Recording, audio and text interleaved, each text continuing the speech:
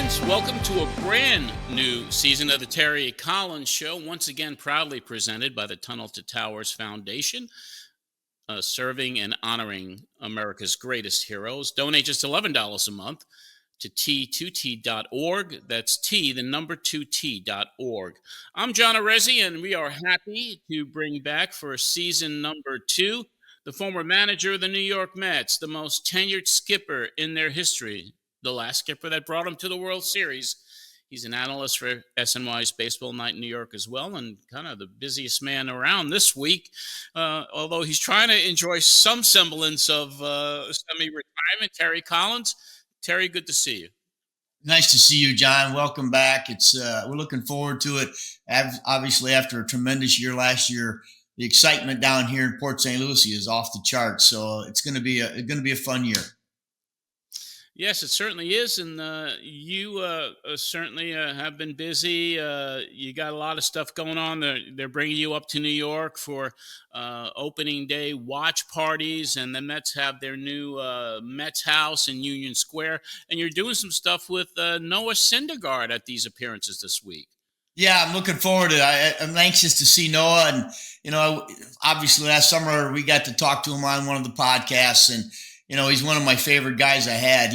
This guy was an intense pitcher, but, off the field, he asked all the right questions to try to get better. And so I'm anxious to spend some time with Noah. Yeah, I'm sure that'll be a great time for you, and a lot of travel on your plate right now. We'll get into more of your Tunnel to Tower stuff later in the show, but we're going to get right off to the leadoff for season 2, episode 1. We're so happy to be able to bring back one of your good friends, Terry, and certainly somebody that was on this show and this program several times last season. We've invited him back, and he graciously agreed to come back and talk about preseason and what's going on with the New York Mets. He works with you at SNY, Baseball Night in New York. He's a beat reporter for the Mets and the Yankees for SNY. He's one of the writers for SNY.com. Let's bring on our friend Andy Martino. Hello, guys. Good to see you again. Hi, Andy. It's good to see you. How's everything? Everything's good. I'm glad you're back for season 2 here, Terry. I think I said this the first time I came on last year, but I had the privilege of, and I mean this to the listeners of the show, of sitting next to you in the dugout year in and year out, as you said, John, the longest tenured manager in the history of the franchise, and just picking up a little knowledge, and always in your fun storytelling style, just year after year, plop down next to you on the bench during BP or whatever, pop into your office after the game. So the fact that your listeners get a little piece of what that was like, it's honestly, and I say this sincerely, pretty special, because it was something that I was privileged to get for years. Thanks, Andy. John, Andy didn't bring it up, but every spring he gets to get down here. And this past spring, Andy and Carlos Beltran came out to the house, and we had probably one of the most fun 2 hours, Andy, 2.5 hours, the talking baseball. And I'm telling you what, it was. I've told everybody that I've talked to about what a great time that was. So thanks for coming on the show. It's always fun to have you. My pleasure, and that was fun. Boy, Carlos he's sort of reserved in public, although less so than he was when he was younger. But boy, when you figure out a way to unlock that guy, he won't stop talking. It's pretty fun, and the knowledge there is incredible. I tell you what, you talk about some knowledge. It's that was a great time. Well, that must have been cool. Terry and I got together. I'm down here in Florida right now, Andy, with my nephew. Great. I think we've done this 17 years now. And last season and this season a little bit different because, involved with Terry in the podcast. So, one thing I've noticed is coming down here this season, it is probably more exciting at this spring training camp than I've ever seen before. So you were down here for a few weeks, and when we spoke about a week ago, you said, "Yeah, I wish I was still down there." Because it was a lot of fun for you. So tell us about the vibe, about what you saw as reporting on this Mets preseason, which is probably one of the most exciting in franchise history. No doubt, coming out after last year's excitement, obviously, and then bringing in Soto, bringing back Alonso. So everything's lined up for all that buzz and excitement for sure. And you could feel it. I don't have to tell you guys. in St. Lucie. And I guess one of the cool things about St. Lucie, like I love going to Tampa for my Yankees coverage too, but Tampa's a big city, so there's all kinds of things going on. But when the Mets, we learned this year, when the Mets have a big buzz around them, that's like St. Lucie's just humming with it everywhere you go. Starbucks, it's like, or Miller's Ale House or Tudo Fresco or whatever these places, the handful of places that people go, just Mets fans everywhere. Terry, of course, just like you're the mayor of Manhattan when I go out with the after show here, you are, I don't know what, you're the king of Port St. Lucie when the Mets are popular. So you can definitely feel it. I could feel it as someone who's on the air talking about the Mets. People wanted to talk to me all the time about what's going on with this or that or the other thing. Which is great. I mean, the level of enthusiasm around the team, being able to share that with people because I cover it personally or Terry used to manage. I mean, that's the fun part, is running into nice people who are excited about this team. And it's different, man. There's something, this doesn't guarantee a good result this particular year, but there's a feeling around the franchise that's certainly different and I think will be for a long time in a good way. Terry, you've noticed that as well, and you're traveling around Port St. Lucie. You've noticed this kind of air of excitement as well for the team this year.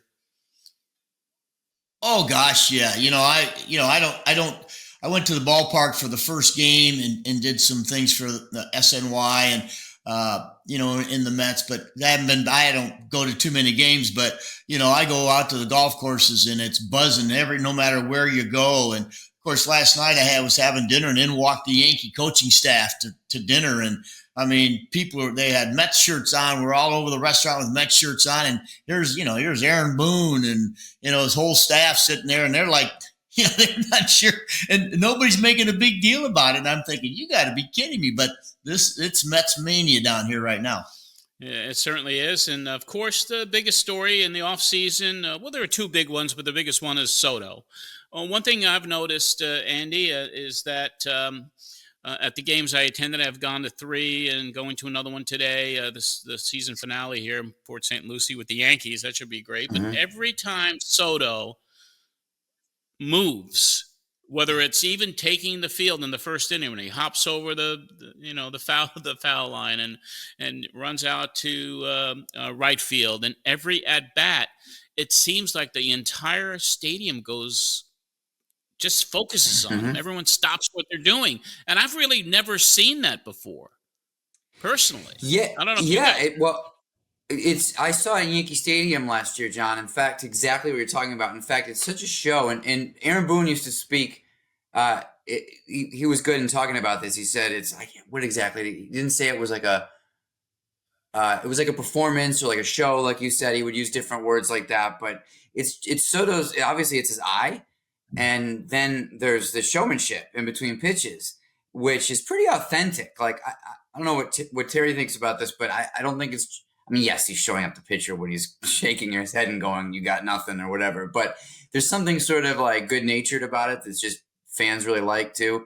So anyway, I went down to Yankee Stadium from the press box, and the press box were a little bit removed from the real feeling of the stadium. So I went down to the concourse at one point last summer in the Bronx for a Soto at bat because I had that feeling like, what's this feel like on the ground level?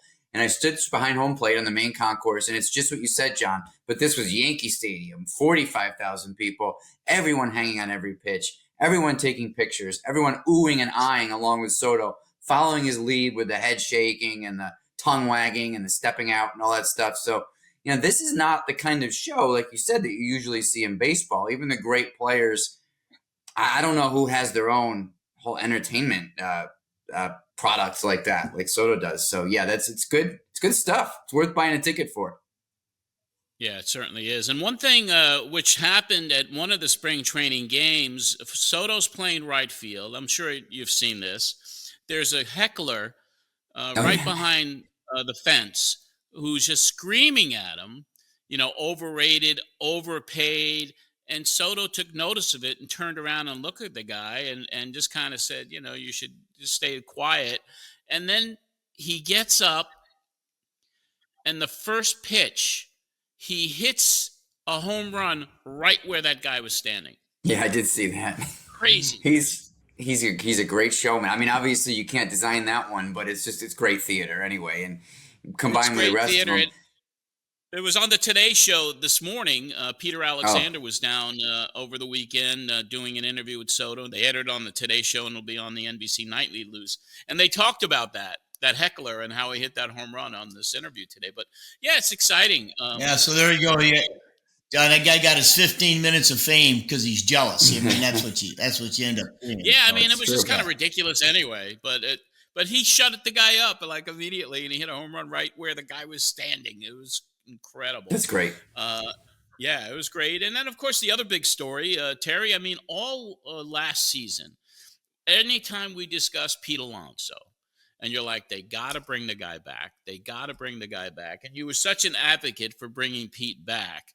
And it was questionable for a long time, but Pete did come back on that 2-year deal and getting $30 million this year. And he has got a 2-year player option at $24 million, I think it is. So let me get your assessment, TC, on bringing Alonso back, and Andy, you as well. Well, first of all, Pete, when he first came up, his rookie season, what he did, just thrilled Mets fandom. And so here's a guy who became the guy, the face of the organization. And, I know Lindor's come in and made a huge impact, but Pete Alonso has been a fan favorite ever since he's been there. And his power, you can't replace that kind of power in the lineup. And when they signed Soto, I said, you better find somebody who's dangerous to hit behind this guy, or this guy will not get anything to hit. And as you know, he's one of the guys who will take a walk. And so you better have somebody behind him who's going to produce runs. And they all talked about Mark Vientos. And I think probably down the road, if Mark continues to be developed, the kind of player that he showed last year could be that guy. But why put that kind of pressure on a young kid to hit behind Juan Soto in maybe his first full season in the big leagues, where you've got a veteran who's showed he can produce runs, hit homers, and drive in runs in Pete Alonso. So I thought it was a big sign to bring Pete back. He showed he belongs, and he loves New York City. He loves the fans. He does a lot of things off the field, obviously, that sometimes don't show up. But, he certainly is a big factor in that club and in that clubhouse. Yeah, Terry, I agree with what you said about the protection for Soto too, and Vientos being a guy who it's a gamble, right? And a lot of pressure on him if you're going to make him that guy right away. And the Mets played it perfectly because they always thought that they were a better team this year with Alonso in the lineup. But to their thinking, not to the extent of signing a 30-year-old corner guy like deep into his late 30s. So for David Stearns, and Steve Cohen bought into this too, it was like, yeah, we're better with him this year, but if he gets a long-term offer elsewhere, hey, we'll make it work. We'll try to find those home runs elsewhere. So this is why I think it worked out great for everyone, and why the Mets ultimately, they took a risk. They could have lost this stare down and ended up with a weaker lineup this year, but it really worked out perfectly for them because they've got him locked up this year, which is a very important year, right? Capitalizing the momentum from last year, see how it goes going into the future. I don't think they'll ever sign Alonso to like the 5, 6, 7-year deal that he would be understandably want. But that's a problem for another day, and they get to have a much deeper lineup in year one for Soto. You know what? That was important for Soto too. When he had a meeting with Steve Cohen and David Stearns shortly before signing, it was their second meeting together. They sat down. Scott Boras was there, of course, too. And Boras and Soto were kind of hammering Cohen and Stearns on, like, what would my lineup protection be? I was in the Yankee lineup. We had Judge and Stanton and all these guys. I'm not sure if you guys have enough to protect me. So basically, they left that meeting and ultimately signed him a few days later saying, like, we're going to try to sign Alonso. So if they hadn't, you would have started, Soto would have dealt with it. He's got a lot of, he's doing just fine no matter what happens. But he would have been disappointed because he asked for Alonso before he signed and was told we're going to try. So thankfully, it sort of worked out in that way, too. The relationship with their new star was on good terms. Scott Boras is not dumb. No. He's not. It's like, oh, by the way, my other no, client, Pete Alonso. When both those guys are your clients, it's pretty easy to use the main piece to say, I want this other piece too. Yeah, it's a really brilliant tactic. Yeah, he knows what he's doing. But you know what? This is an instance where he does. You could say that the Mets beat Boras in this negotiation or whatever, or Scott was clever in putting Alonso on them in that meeting with Soto. But at the end of the day, I guess it just worked out for everyone. Alonso gets a ton of money, a little bit of security, not as much as he wanted, but I was around him in spring, and he was happy. I was wondering, is he going to be like, oh, I didn't pay me what I'm worth? But no, he was like, the vibe around him was like, phew, I'm here, I'm back, it's settled. So it seems like it just worked out great for everyone in this case. You know, Andy, Pete is such a good guy. He's such a good person that I think last year, because he was going into free agency, and as we know, Scott was not going to let him settle for anything because he knew he was going to hit a bunch of home runs and maybe get that long-term big money deal. But now Pete's got protection. You know, he's sitting here, okay, I got 3 years and I got $50 million staring me in the face, where he can relax a little bit. He doesn't have to worry about, just go do what you've always done. And that is be a good hitter and to be a big situation hitter where, when he first came up, I always used to be amazed at his approach. When he had 2 strikes, a runner at second base, he hit a single sometimes. He all the way, he'd hit a base hit to right field, drive that run in, and that's who he was. And there's this place for that still, and because we know there's a history of it. Juan Soto is going to be standing at second base a lot. So if you got that guy that can drive that, those singles mean big. Those are big runs, man. And when you're sitting out there, especially with 2 outs and 2 strikes, to get that run in, that's big. Terry, that's a good point. I feel like you hit on something to watch too. I was talking to a scout early when I was down there that was watching Alonso's BP and said he was pulling a lot intentionally. And it was like, this guy's going to hit 50 home runs this year because he's got, he's not to be cynical, but he's got the opt-out. He's a power hitter. He's one of the elite power hitters in the game. But the point you just made is obviously the right baseball point, right? Drive that run in from second base. So it'll be interesting to see how he handles all of that. And how does Alonso approach that at bat when Soto's on second? That'd be something to watch like the first week of the season. Are you chasing? Are you expanding? Are you just trying to pull? Are you that? We know that in there, and Pete Alonso is like a real hitter, like you said, a guy that can shorten up and use all fields and all that kind of stuff. So I'll be really interested to see which way he goes this year. Because there's a lot of money out there if he hits 53 home runs. Someone's going to give him that contract he's been looking for. And that's great for the Mets too this year.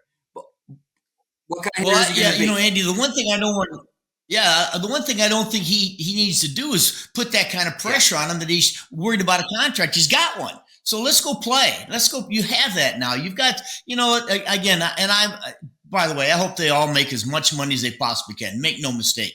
But, gosh, Pete, you're settled in now. Just relax and be yourself. Be who you are. And you don't have to impress anybody. Everybody knows how good you are. And so go be that real good hitter. I go back, Andy, and I kind of compare years ago. I was in New York, and I did the radio with Howie Rose near the end of the season, where the Mets played the Cardinals, and the Cardinals were in a pennant race. And Paul Goldschmidt came up in a 3-game series against the Mets, and I bet he got 5 singles to right field that drove in a run in that series. I mean, and the Cardinals just beat the Mets up, but they just kept getting singles. And you add them all up. Yeah, power's great, but you know what? RBIs are huge. And I would go back to Jim Leland used to tell me years ago. He talked about all the power hit. He said the one thing he wanted guys that could drive a run in. And he said I happen to have 2 of them, and there's Miguel Cabrera and Prince Fielder. And he said they drive in runs. He didn't talk about hitting home runs. They just drove in runs, and that ultimately is what's going to win you baseball games. Yep. And it'll be interesting to see how Pete approaches that this year, because I agree with you, certainly. Yeah, it's funny with Pete, anytime he's asked, well, welcome back, he's like, I never left. So He's still there. And it could be a very historic season for him as well. I mean, he's, 27 home runs away from the Mets all-time home run record. Right. And so that could be a major happening throughout the season, and especially when he becomes that number 1 guy, which a lot of people are predicting he'll have that record by the All-Star break. That's right. break. Yeah, a healthy Pete. That's a layup, obviously. So yeah, that's good. By the All-Star break, I like that, and that dovetails. I think he's gonna have a big power year too. So I get we're on the same page as that. I do too. He's just a little relaxed, but still motivated. He's here. He's got his money, but he's got the opt-out. If he wants to make even more, it's kind of a nice place for him to be in. And as I said, clearly happy to be here still. I could see it in spring training, and that's big too, obviously. I agree, Andy. Yeah, it's going to I be agree. great watching him, and we're so happy to have him back. And their lineup looks different with him in the lineup. It would look totally different Hmm. with him out of the lineup. So everybody's happy to have Pete back. And I want to go back to Soto and also the team that he left for the team that he joined, both in New York, Yankees, who he made such a big impact on last year. And this year, for the first time in a while, this Subway Series will be 6 games. So there'll be 3 in May and 3 in July, and that's something that's going to be ongoing. But because of the Soto leaving the Yankees, going to the Mets, the intensity of the city, do you see, as an observer and somebody who covers both teams, that Hmm. this season could really ramp up that rivalry in the Subway Series with the Mets and the Yankees? Well, certainly when Soto goes back to Yankee Stadium, that'll be good theater. Uh, I think that the Mets have. I mean, it'll be interesting to see what the Yankees do this year, but the Mets have so much more buzz around them this year. I'm not even going to say that they're like playing. I mean, we'll see how the season goes. If they're neck and neck and having the same kind of year or whatever, that's one thing. But I think the Mets have already defeated the Yankees in like fan enthusiasm and energy and all that stuff right now. We'll see how the season goes. So it'll be it will be very exciting. But the year that the Mets had last year, the offseason they had, the taking Soto away from the Yankees, which has never happened before, there's already been a lot of Mets Yankees action so far before they've even taken the field against each other. And the Mets are coming out ahead in that one. Look, John, even last year, the Yankees objectively had a better season than the Mets. Obviously, they were in the World Series, they won a pennant. Yes. That's a better season than losing in the NLCS. But Yankee fans the whole while were like, "Oh God, this is horrible. We're gonna lose one of these games." And Mets fans are like having the time of their lives. So there's been a better energy around the Mets for a little while now. Yeah, the Mets energy and the fans. Yeah, I'll Go tell you. ahead, Terry. Yeah, and one of the things, obviously, with the loss of Garrett Mhm. Cole, that air is coming out of that That's big for bubble sure. over on the in the Bronx side of New York. Yeah, without a question. And you got Stanton also, that no one, both of his elbows, and that he's Yeah. injury prone. But yeah, I mean, that getting back to the Met fans, and no one really expected what the Met fans were able to receive from the team last year, and that was such an exciting second half of the season, the playoff run, the miracle endings. Getting close to getting into the World Series, 2 wins short of that. And I think it wasn't really, and I'm talking as a Met fan myself. I wasn't depressed or totally, oh, I'm so sad that the Mets didn't get into the World Series. I appreciated what we were able to witness throughout the season. And when Yes. you look towards the future, it's like, this is what, the Cohen era was supposed to be like. Yes. And now these strategic moves that he's beginning to make, and David Stearns is like just so smart. I mean, you know, uh, there's he's just cut and dry business, and they're building this culture, and with the moves that they made as well, where I think Met fans were like, all right, that was a taste of what we could possibly be seeing down the road. So I think we're all in a good place as Met fans watching the Yeah. evolution of this era. I agree with that big picture thinking. I think, and I don't want to speak for Met fans. I'm in a slightly different position, but I think you're going to Yeah. agree with what I say, John, based on what you just said. That look, the Mets are actually a dignified franchise who have done a good amount of winning. They're not just some joke loser all the time. I think sometimes they get talked about that way, but winning a World Series in '69 when you were just created in '62, or the way they took over the town in the '80s. I mean, there's been a lot of good there already. But the one thing that they haven't been able to do, I guess, is have like a sustained era of success and Right. championships. There's always been something that's ruined it after a brief burst, right? So I think to your point, John, what people may be feeling right now, and I buy into it, I think it's true, is that they're at however this year goes, because baseball's weird. They could get out of It the is. gate poorly, they could lose some of their buzz. Even if that happens, there's a big picture sense that they're in good hands and they have the resources. They have a smart executive. They have a good young leader in Mendoza who's allowed to lead, where some managers are not nowadays. So they're set up in a way that Mets fans, I imagine, are hoping is actually going to be lasting this time. rather than just like, hey, we had a great year or two and then something went wrong. I don't see that being the pattern this time. Yeah, and I don't think you sign or Soto comes in for 15 years if you didn't get that vision of what the future is going to bring, hopefully, for the Mets and the Met fans. For sure. Guys, I want to talk about some of the spring competitions that have taken place this year, especially on the Brett Beatty side with Jeff and McNeil getting injured, and it opened up the door for Beatty a little bit more with Luis Angel Acuna. So give me your assessment on what's going on there at second base, the spring Beatty has had, the spring Acuna's had, and what your observations are for both of those guys as they battle for a second base, maybe even a platoon situation there. Well, it's interesting because I never thought, like when they started to talk about Beatty as a second baseman, I thought, okay, when you talk about a guy like that, you're probably trying to make him more appealing to the rest of the league for a potential trade, right? I mean, I wasn't thinking that he was actually going to play second base in big league games for the Mets. But here we are because of the McNeil injury, and he's worked very hard and he's hitting. So they're going to give it a shot. It's not exactly the way Stearns draws it up. He really values plus defense up the middle. And I don't want to rag on Beatty. The fact that it's going to happen at all is a credit to the hard work he's put in. But just the body type that he was born with and the profile of a corner guy, it's different. Terry, what do you think? When you get a guy, it's almost like a throwback to when you're Dan Ugglas were at second baseman, right? Where front offices were like, all right, we'll take the bat. I'm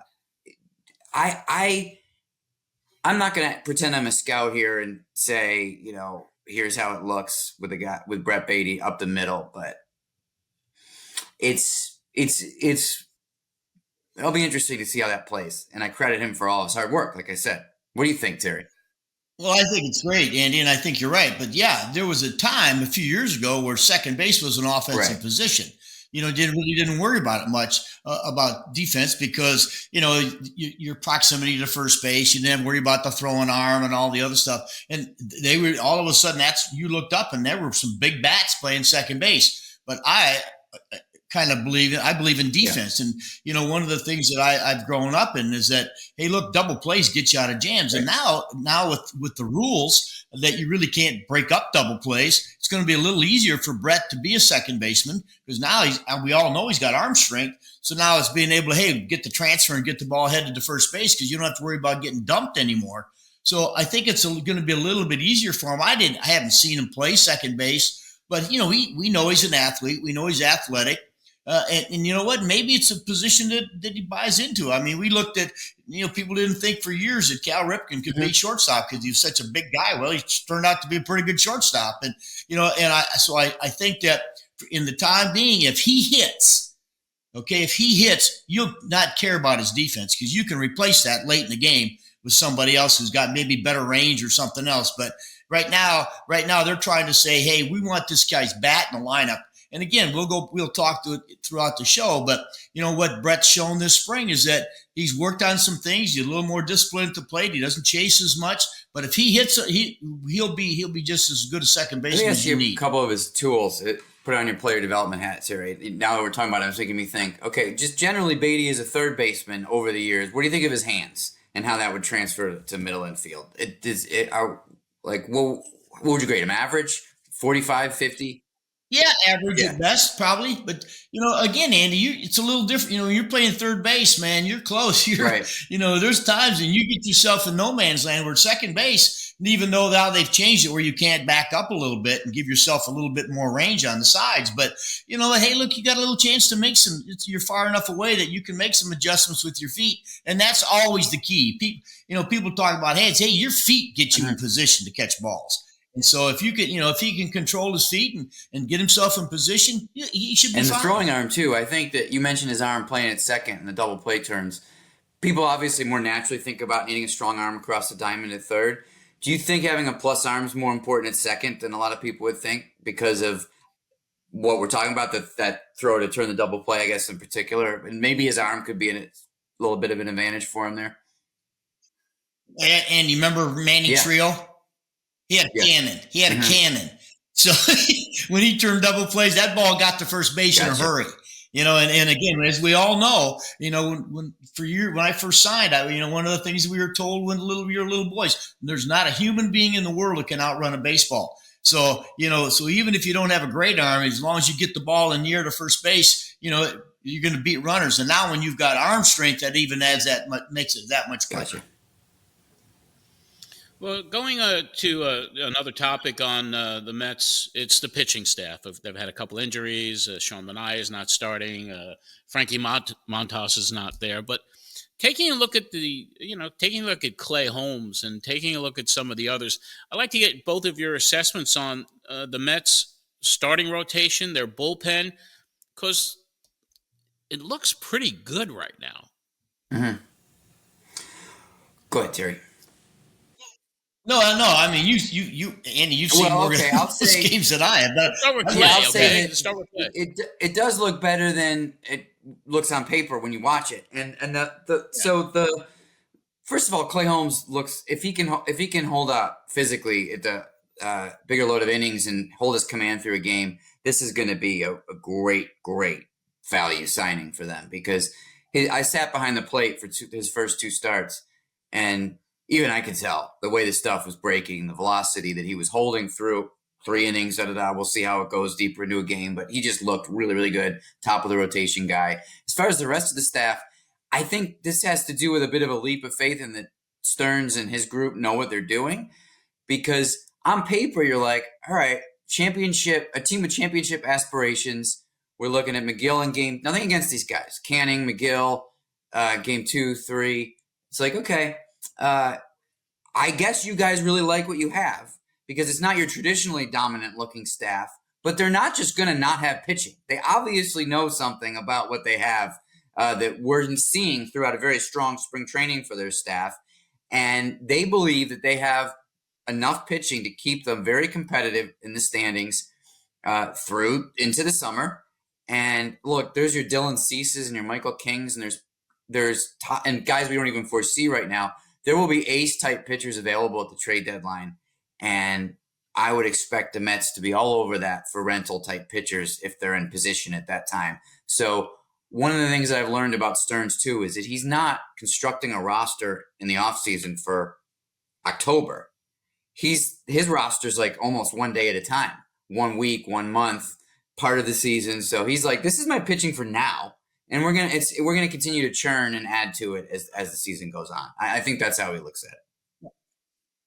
Andy, I totally agree, and we saw it last year. I mean, they changed their bullpen almost completely as the season went along.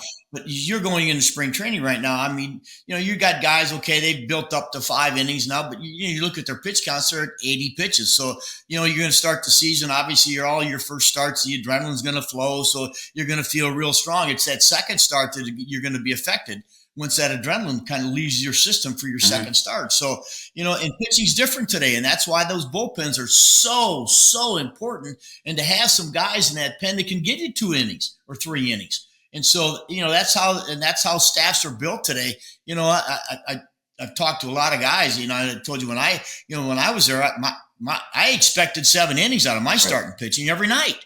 And sometimes I got even more than that. So in the pitching today is different. You're hoping to get through 5 and then turn it over to the bullpen. So I like what they've done.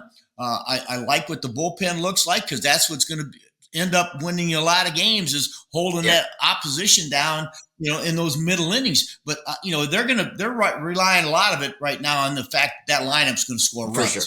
So, they think, hey, look, if we got pitching staffs that are going to give up 2 and 3 runs over 5 innings, we're going to outslug people. So I like what they're doing. I like what David Stearns is doing. Obviously, it's different than what I went through, but that's what the game is today. And as we all know, you either adjust or go to another sport. So I think they're going to be. It's going to be fun to watch. And as you said, Andy, and I totally agree with that. I think if the Mets, obviously there are huge expectations, which they should. They created their expectations when what they did last year. But as that summer rolls on, you're right. There's going to be some pretty big names out there, and they're going to end up wearing Mets uniforms by the end of the summer. No doubt. And I think the way you described it, the way they're drawing it up, is exactly the way they're thinking. Like, outslug, starting pitcher, be competitive, and then shut them down if you have a narrow lead in the late innings. And this, if you look at Stearns' Milwaukee teams and Tampa Bay too, because there's kind of similar organizations over the past number of years, the way they do things, they churn through a lot of anonymous kind of relievers who are optionable and come in and out, who come in with like unbelievable velocity and spin, and maybe they're hurt, within a year or two after that, and then they find new guys, and it's like, who's that? Who is that guy with that slider in the seventh inning? Whoa! And that's the way the Mets are going to do it in the Stearns era, and that is a way to win a lot of close games. I agree. I totally agree. Yeah. Everybody can make predictions on the season, and, predictions, everyone has one. So I'm going to bypass predictions and who's going to win, who's going to be first place or whatever. I mean, it's just so much out there.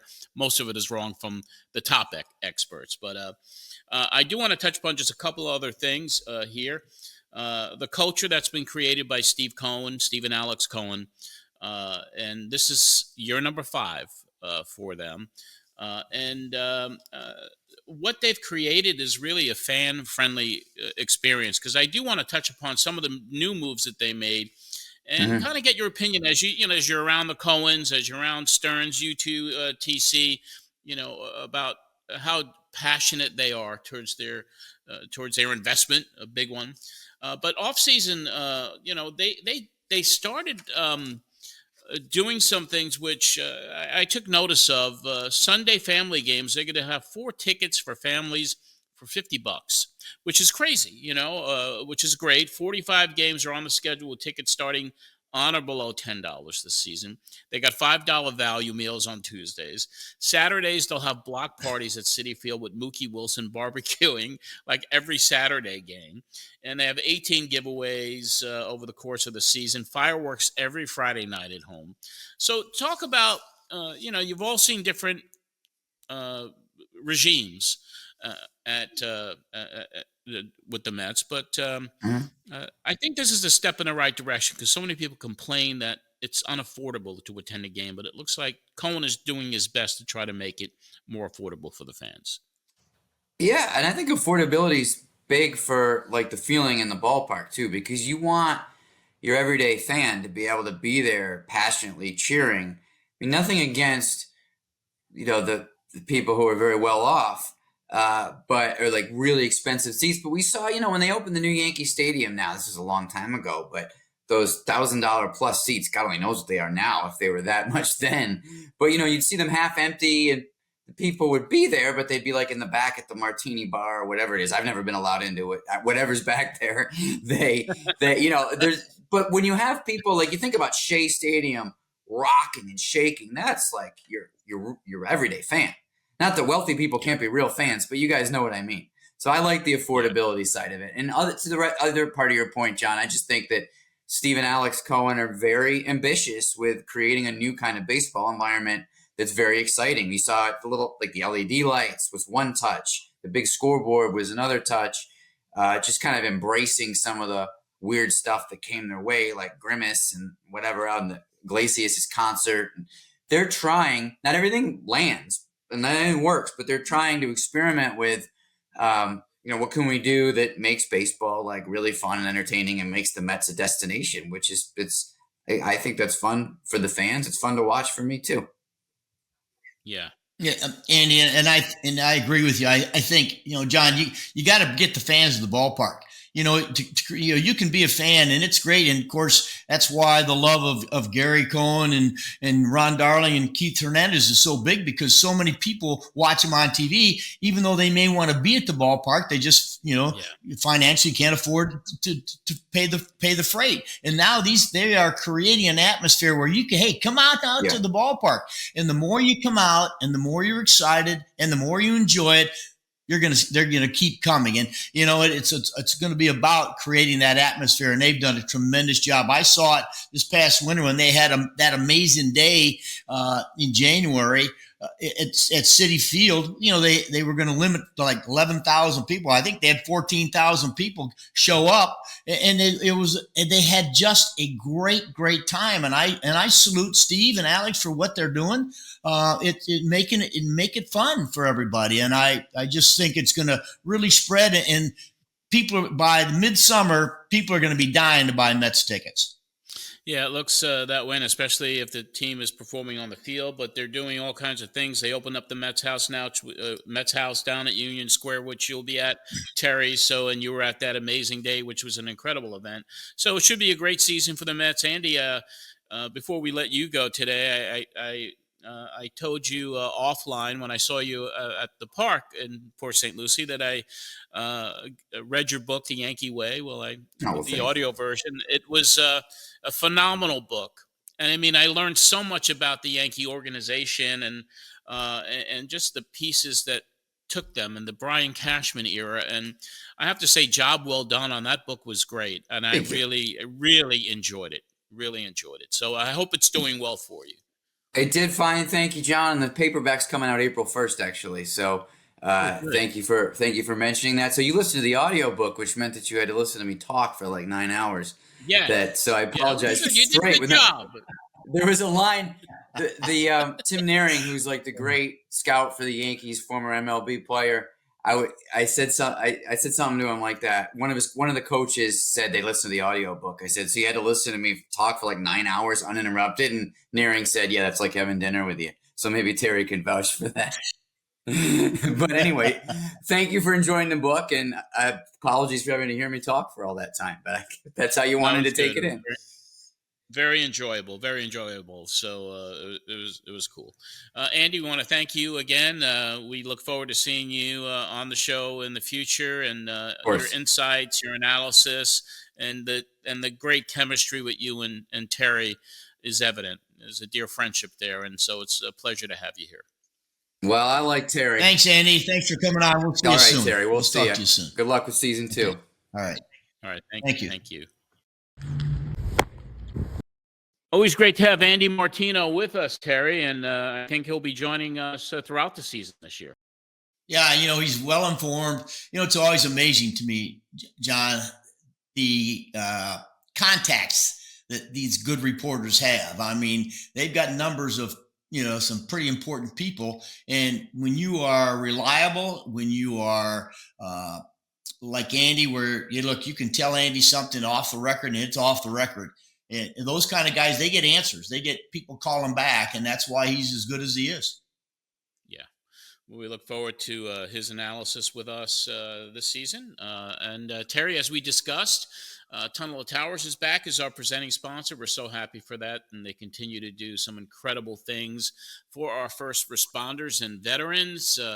Since starting the Homeless Veterans Program, Tunnel of Towers has provided housing to more than 10,000 vets. That number continues to grow. In April, there's going to be a groundbreaking for a new Veterans Village in Harrisburg, Pennsylvania. And in May, they will work on a similar facility at the Jersey Shore in Bayville. So in addition to housing, these villages offer comprehensive services, benefits assistance, mental health counseling, job training, and so much more.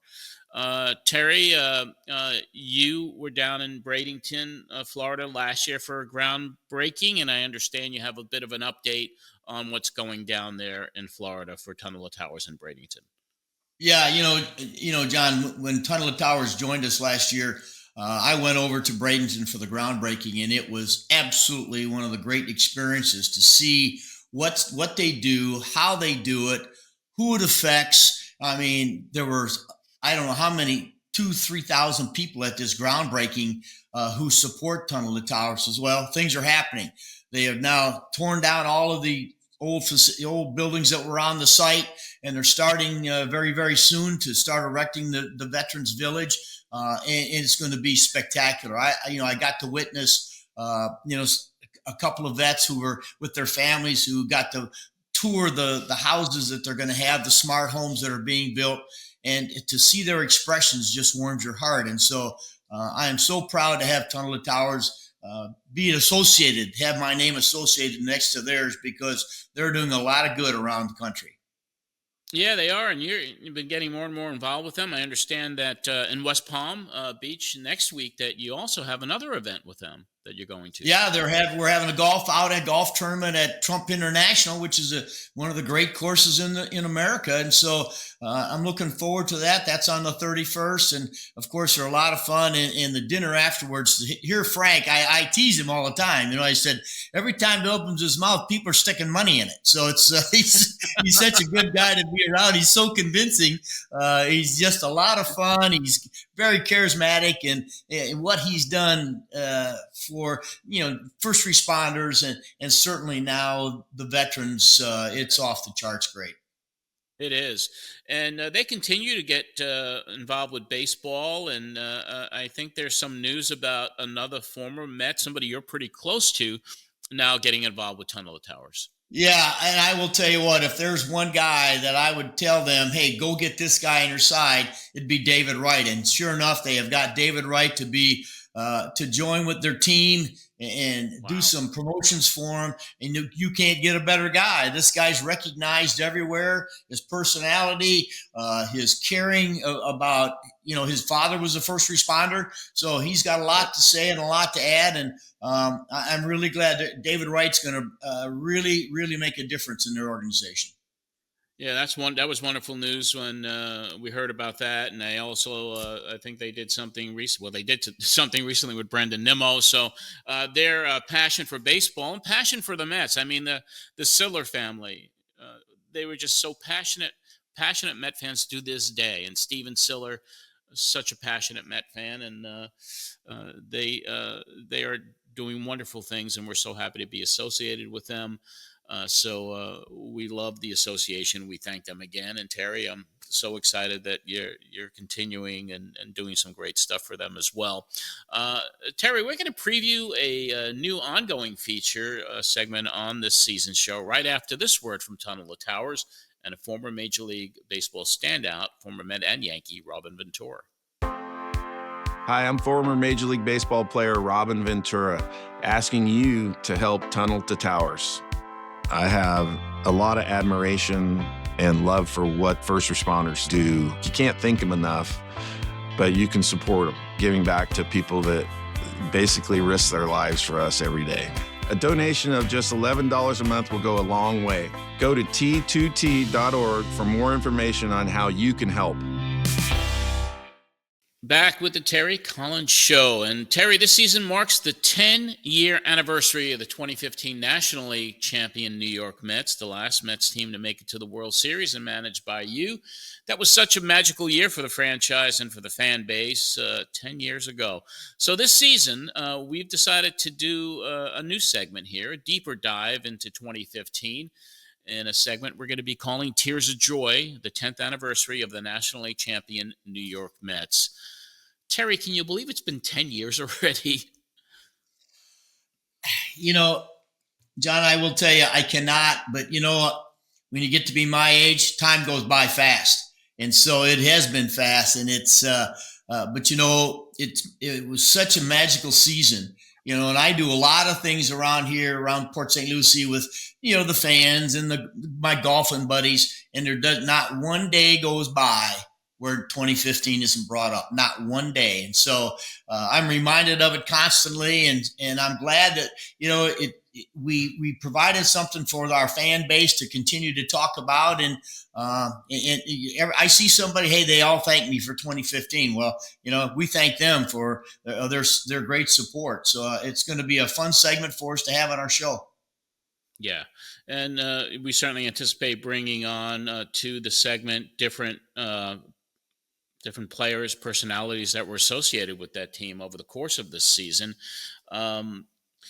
When you look back at that time, I mean, of course, you were managing the Mets for several years at that point. And the 2014 season, did you notice anything that as you're sneaking into the offseason that, this team was on the verge of some good stuff happening as you were managing the team? I mean, there was some good stuff happening, obviously, in 2014 as well.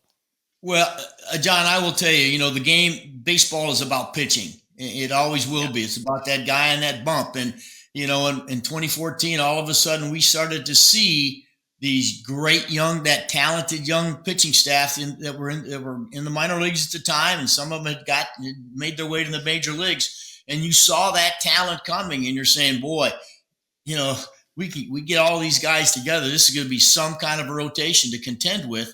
And sure enough, it started, we started to see that develop in 2015. Yeah.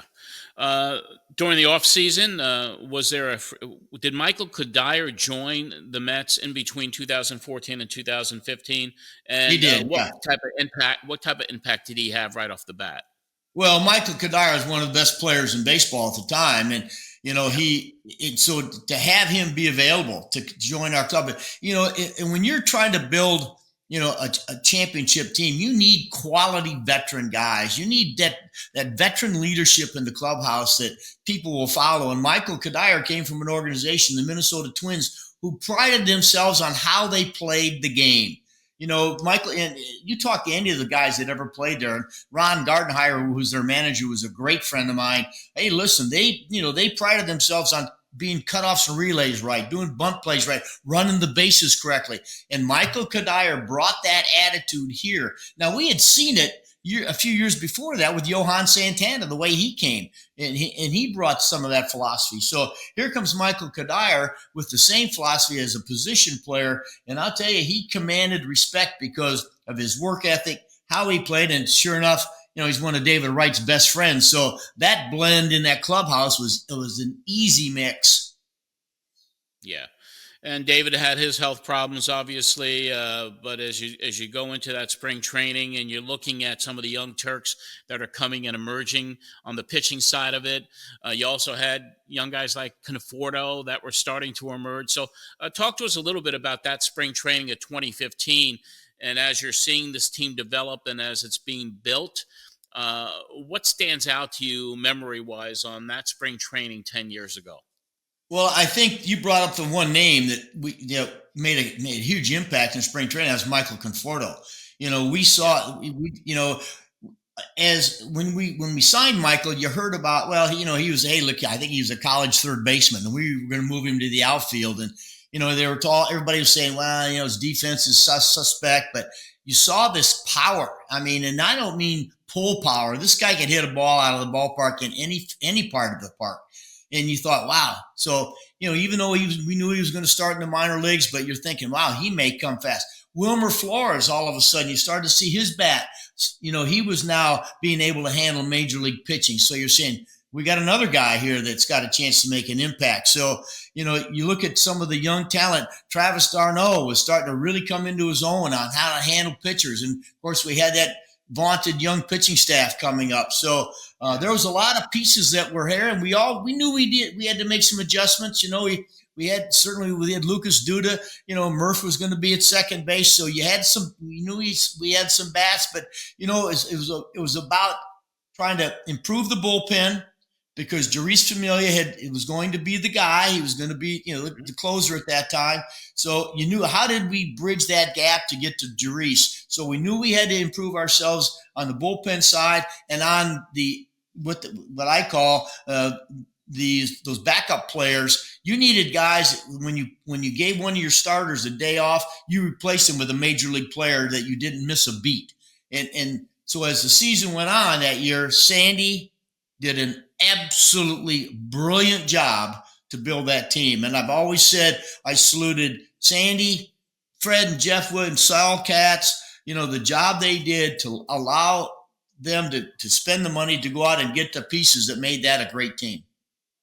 Yeah, I mean, there have been documentaries made about that 2015 team, and it seems, 10 years ago goes by so quickly. So I think this season we're going to have a lot of fun with it.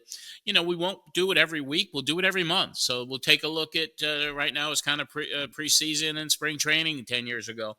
Then we'll go into April and then May, and then we'll bring on personalities that made an impact on the course of that entire season. So I think we'll surprise the fans with some of the people that we're talking to about bringing on these segments. And of course, you being in the dugout, you seeing it all unfold, you managing the team, skippering the team, how excited New York became about that team.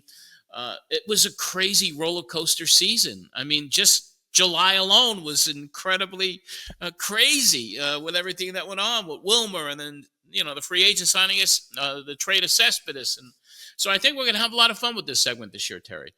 Yeah, it's going to be a lot of fun. I love to relive it. It's probably the greatest moment of my professional career was to be around that team, to be a part of that team, and certainly to be able to write that lineup every night. And we just kept adding better names and bigger and better players. And so, I'm skipping Curtis Granderson, who was one of the biggest impacts on the club. And, we had Juan Lagares in center field, who'd already won a Gold Glove. So we had a lot of really good pieces, but it was about just tweaking a couple of things, and certainly we did that. And so it's going to be a fun segment for us all summer long.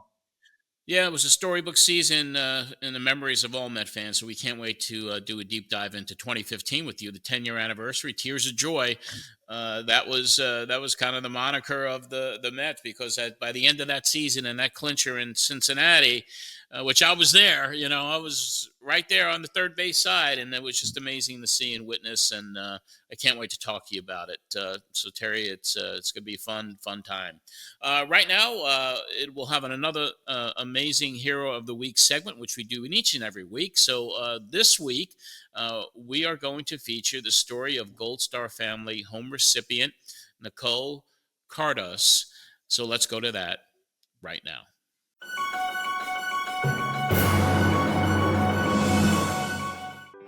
My name is Nicole Cardos, and my husband is Michael J. Cardos. He served in the Air Force for 23 years. I honestly grew up with Mike. We went on a date, and we got married 3 months after that. We have 6 kids. They all remind me of him in different ways, actually, and it's kind of beautiful. Mike and I were living on Andrews Air Force Base when 9/11 happened. Honestly, that day changed the rest of our lives. From then on, our whole world became very real.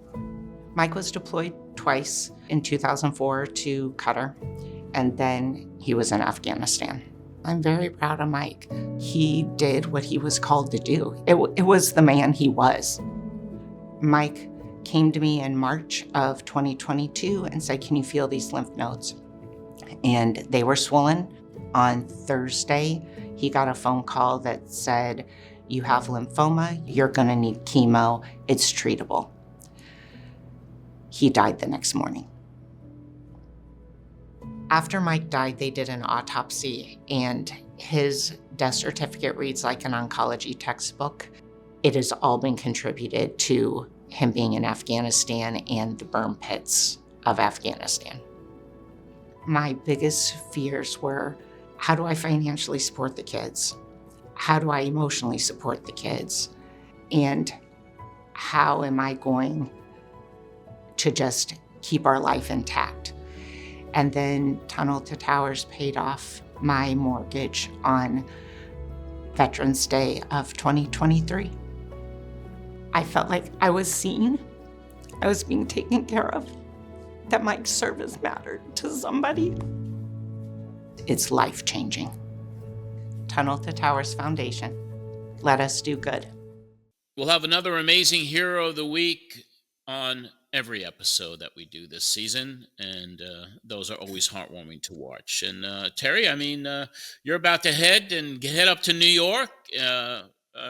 It's going to be an exciting week for all Met fans, and we are happy and that we're back here, and we appreciate you very, very much. And I do want to remind everybody, Terry, I know you're not, you're not on social media every single day, but the fans love the Terry Collins Show pages that are out there. We do want to remind everybody, this is really important to us. If you're on our YouTube channel, subscribe to it. You get the first notification of when these shows are released. So subscribe to the YouTube channel. It's the Terry Collins Show at YouTube. Just find it there. And subscribe to the audio version on Apple Podcasts or Spotify or wherever you listen to your podcasts. So we're going to have an amazing season this year, Terry.